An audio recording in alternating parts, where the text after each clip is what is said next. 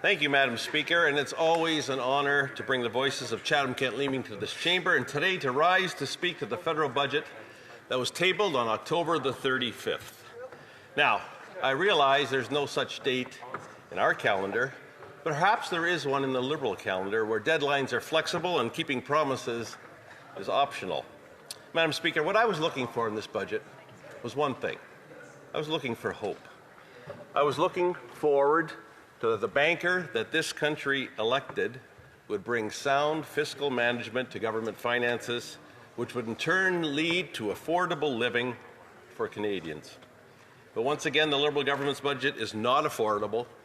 It is late, but Canadians cannot afford to wait. Because every month of delay means higher bills, higher grocery prices, and higher costs for families already struggling to get by due to government debt incurred by their overspending. It's now confirmed on page 245 of the budget that shows the government is now projecting that public debt charges will amount to $55.6 billion 25-26. This is going to grow to $76.1 billion in 4 years. The Prime Minister's accounting tricks are apparent to me and anyone that has been in the position of operating a business before. Business owners know the difference between capital and operating debt. Madam Speaker, both incur interest charges. And we also know the difference between investing and spending. Well, this past Friday, November the 14th, the Public Budget Officer, the PBO, tabled his report on the 2025 budget. And it's clear that the government has blurred the line between capital and operating spending for political convenience. In fact, and I'm not going to quote, PBO maintains its view that the government's definition of capital investments is overly expansive, end quote.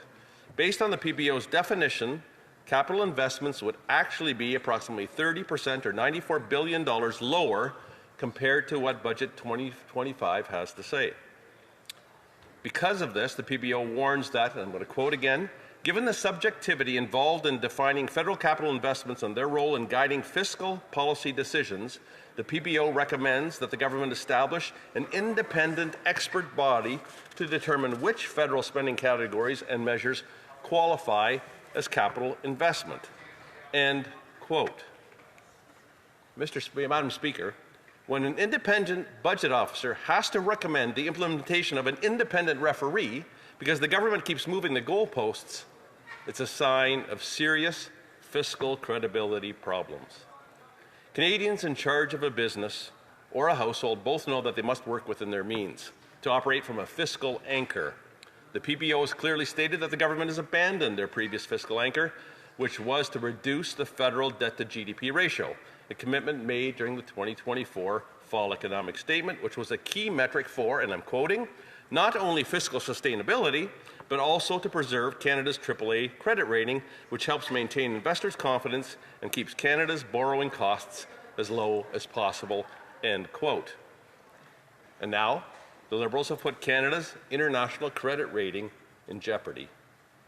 When the government spends more than it brings in, and it borrows money in your name, the federal debt now carries over $55 billion a year in interest payments alone. That's more than we transfer the provinces in health care at $54.7 billion, and more than the government receives in GST revenue of $54.3 billion. Big numbers. But what does that mean to you, Madam Speaker? Each month, households across this country are effectively sending $421 to Ottawa per month, over $5,000 per year, in either today's or tomorrow's taxes, not for defense, not for hospitals, not for other social programs, but just to cover the interest on the federal borrowing. Imagine doing that for your own household, paying down someone else's credit card while your grocery bill keeps climbing. That's the weight of overspending. Liberal government's deficits have found their way back to the Canadians' kitchen table through inflation, higher prices, and higher taxes. And Madam Speaker, inflation is the cruelest tax of all, and that no one Canadian ever voted for it. Because when everything costs more, your paycheck buys less. Inflation is the cruelest tax. If one could spend oneself into economic prosperity, Canada should be the most prosperous nation on this earth, with no one standing in line at a food bank. but after 10 years and a doubling of our nation's debt, we have more than doubled our food bank's lines. And what is this supposedly, in quotations, new government's plan? More spending and a doubling down of deficits. How long do the food bank lines have to become? History has told us the same story every time. When governments overspend, inflation follows. And food inflation is the clearest example. According to Value Chain Management International's report on food inflation in Canada, it was released on October the 16th of this year, the average retail food basket in Canada rose by 34% between 2019 and 2025. That means food prices have risen nearly twice as fast as everything else, hitting families where it hurts the most, at the dinner table. In June of this past year, Abacus data highlighted that the growing financial strain felt by Canadians, it highlighted that strain as 61% said they lacked the confidence in their ability to afford groceries 6 months from now. And that report came out 5 months ago. So these concerns are here with us today. And further, Dr. Sylvain Charlebois told the Ag Committee this past month, and I'm quoting, Canada is the only G7 country that has seen 4 consecutive months of food inflation increases, end quote, and that Canadians may deal with more bad news on the price of food in 2026.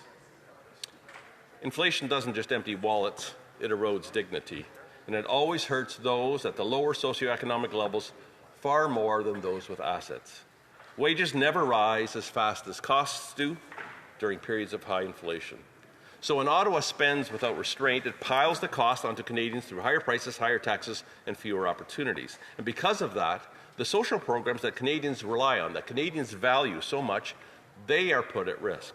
When the interest payments eat up more of the budget than our core services do, it's again Canadians that lose out. And as the saying goes, every dollar that the government spends is a dollar from your pocket. There's no such thing as government money. It is only your money. Now I know, I can hear it already, that the Liberals are going to accuse me and accuse Conservatives of not supporting Canadians simply because we critique the budget. I expect to be asked, why don't I support this program or why don't I support that program? But Madam Speaker, governments, like families, have to make choices. A family that loves its children might want to send them to hockey, to dance, to baseball, to taekwondo, and of course, music lessons. But if they try to do everything, they can't pay the credit card at month's end. That doesn't mean that any of those things I listed are bad. It means they can't afford them all right now. And if they ignore that reality, the debt grows and so does the burden on Canadians. And that's exactly what this government is doing to our country. But Madam Speaker, there is hope. Canada can change course. We can build a country of bigger paychecks and lower costs, where work once again pays and families once again can save. We can cut wasteful spending. Where? We can focus focus government on what matters the most, empowering Canadians themselves, not focusing on increasing government reliance. What we need to do, Madam Speaker, is get the government out of the way. Even the Value Chain Management International's report calls for a government that becomes a, quote, facilitator of competitiveness so that food and essentials stay affordable. Let's take that advice. Let's reward those who produce, who build, and who seek to rebuild the foundation of an affordable Canada. Let's choose a Canada where food is affordable, work is rewarded, and most importantly, where government lives within its means. The Conservative Party will put forward amendments to boost take-home pay, deliver affordable homes and food, end hidden taxes, on food particularly, cut waste, open our country to opportunity, and clear away the bureaucracy that stands in the way of building the homes Canadians so desperately need. The responsibility now lies with the government. If this budget is to pass, the Liberals must work with the opposition, with the Conservatives, to ensure that it reflects hard work and the sacrifices of Canadians, the ones they've already made, not asking our youth to sacrifice even more. If they ignore the practical solutions we bring forward, and if they push forward a budget that leaves Canadians behind, then any election called as a result of this will not be the fault of the Conservatives or the opposition. It will be the consequence of a government unwilling to listen, unwilling to act responsibly, and unwilling to provide a better future for Canadians. It's time, Madam Speaker, for the government to work with opposition, listen to the amendments we propose, and deliver a budget that truly serves Canadians. The choice is theirs, to collaborate for the good of Canadians or to bear the responsibility. And we're out of time. Questions and comments? Questions et commentaires. The Honourable Parliamentary Secretary to the Government House. Yes, Madam Speaker, the member wanted to be very clear. Let us be very clear. If there's an election, it's because the Conservative Party has put their political interests ahead of the Canadian interest. That's what would precipitate an actual election. The member talks about children and affordability. Every member of the Liberal caucus is concerned about the issue of affordability. That's the reason why, Madam Speaker, we brought a tax break for 22 million Canadians. That's why we have a Prime Minister that has made the National School Program a permanent program to support our children, Madam Speaker. That's the reason why we are investing in Canadians, investing in our infrastructure. My question to the member is, he has a choice. We can either invest in Canadians or we can do nothing. And it seems to be that the Conservatives are proposing to do nothing but want to have an election. The Honourable Member for Chatham-Kent-Leamington. Thank you, Madam Speaker. I'll thank the member from Winnipeg North for the question, and he illustrated again that math is not this government's strong suit. The last time I checked, they are not in majority in this House. They have not shown any willingness to work with the opposition. None at all. As I said in my speech, what they need to do is make the hard decisions, to prioritize and not add further debt to ourselves now, our children, and our children's children. That means hard choices. Absolutely it does. But that's the responsible thing to do rather than pile on debt. Over and over again, they're expecting a different result from the same manner of acting. Inflation always follows this massive overspending. It's going to come again. It'll lead to higher interest rates, exacerbate our housing crisis, exacerbate our food prices. Madam Speaker, math, balance. Is that really too much to ask? L'Honourable Député de Montcalm. The Honourable Member for Montcalm. Thank you, Madam Speaker. Regardless of what the Liberals say, this budget has health cuts.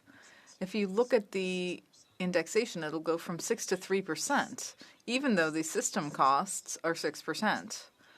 At the same time, they're bragging that they're investing $5 billion in health infrastructure, building hospitals, etc. But that's over 3 years, first of all. And secondly, that's only about $300 million for Quebec, but it's not being indexed for the system costs. And they're making Quebec invest $300 million as well. When you consider that just the expansion of like Rosemont is really expensive, this is really a drop in the bucket.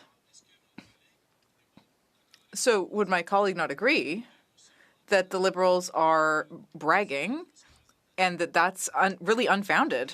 Honourable Member for Chatham-Kent-Leamington. I want to thank my honourable colleague from the bloc for the question. Yeah, there are certain things that they are certainly spending more and more and more higher than the rates of inflation, and things that they are committing to less and less and less. The point that I want to highlight is actually the point that was brought up by the public budget officer.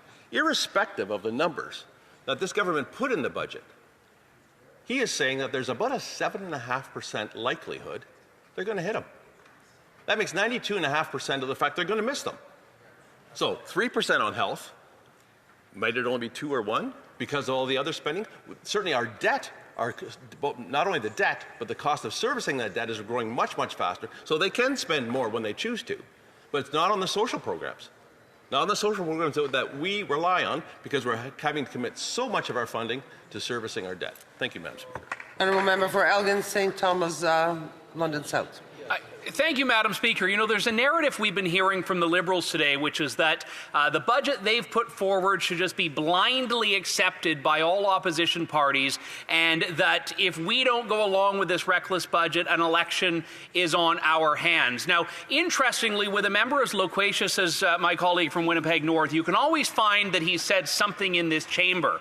And interestingly, back when there was a Conservative minority government, he sang a very different tune. All of his messages, and I found about a dozen of them in the last few moments, were about how the government needs to listen to opposition parties. So my question to my colleague from the neighbouring riding of Chatham-Kent-Leamington is, when did it become the obligation of opposition parties to find support for government legislation? The honourable member for Chatham-Kent-Leamington. Thank you for my neighbour from Elgin, Middlesex, for the question. And I guess it became the obligation in the mind of the government with this last election, because he is absolutely right. It is the role of government to seek to maintain its own survival by working with the opposition. We have to